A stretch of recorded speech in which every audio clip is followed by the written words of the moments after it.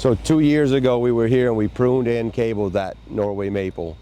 And after 2 years it's got a lot of suckers, like little growths, interior growths everywhere. So we're trimming those out and we're just taking the house side back a little bit to keep that safer. But Norway maples are kind of a softer wooded, they break easy. They're actually not even native to this area.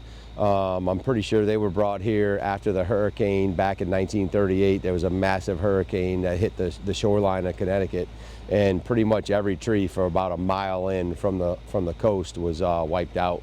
And they wanted a fast growing broadleaf tree, so they brought in these Norway maples. I'd love to see a more native tree there, shade tree, but at least it's there. You know, they have the tree, but Norway maples definitely aren't the best, strongest wooded trees to have over your house or anything. I'd probably cut it if it was mine and put something else, but on the other hand, there's this 50-foot nice shade tree already there, so they're just going to maintain it. We put a cable, there's one iffy crotch in it, so we put a cable in it 2 years ago, so we'll see, it should be all right. So the reason why we take off those sucker growths out of the center, once a tree is pruned a few times or if a big lead breaks out of it or something, it tries to regrow. It's got to make up for that loss of food from those leaves. So that's what it's trying to do, but they're weakly attached to the tree, like the original branches, or when in the spring and fall, both growing season, when the tree grows, the trunk grows a little, then the branch grows in the trunk and then the branch. So you get these really strong junctions where it's attached to like the center, basically. It's really an original branch that grew with the tree is much stronger than one of these. These are kind of just attached to the outside, they grow fast, and then when we get those wet heavy snows or ice or whatever, they fall off, they come right off of there.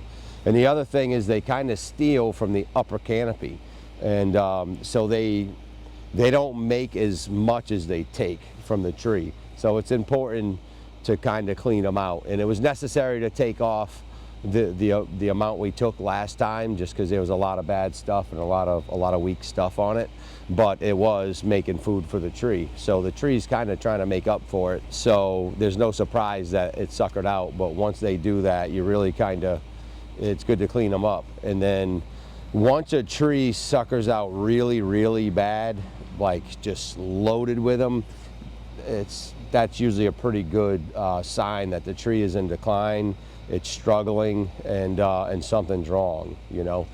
This one's not bad like that. I'm just giving other, we just did a heavy pruning and took half of a canopy because it was on the property line, but over this one's house. They didn't want it, so that tree's probably going to sucker out pretty bad, you know. That's a lot to take off of a tree, but it is what it is. She didn't want it over her property, and